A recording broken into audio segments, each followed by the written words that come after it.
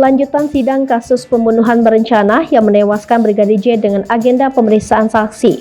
Adapun kesaksian sopir ambulans yang evakuasi jenazah Brigadir J mengaku kaget kepala masih mengeluarkan darah dan kenakan masker.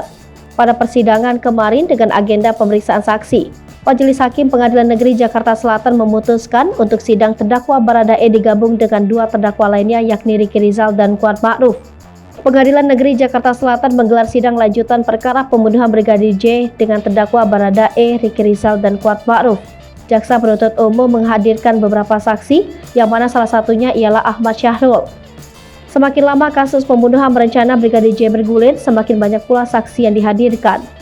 Terbaru pada Senin kemarin dihadirkan sopir ambulans yang membantu evakuasi Brigadir J. Dalam kesempatannya bersaksi ini, ditemukan berbagai keterangan baru terkait fakta lapangan ketika Brigadir J tewas terbunuh. Ketika ditanya hakim mengenai luka yang dilihat pertama kali, Ahmad Syahrul menjawab bahwa dirinya melihat luka tembak di bagian dada Brigadir J. Menurut keterangan dari Ahmad Syahrul, dirinya melihat luka tembakan di bagian dada Brigadir J. Hakim Ketua Wahyu Iman Santoso kemudian mengkonfirmasi mengenai kesaksian tersebut.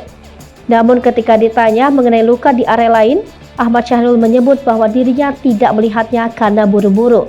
Dalam pengakuannya, Syahrul juga meminta pada orang-orang yang berada di ruangan untuk membantunya mengangkat jenazah.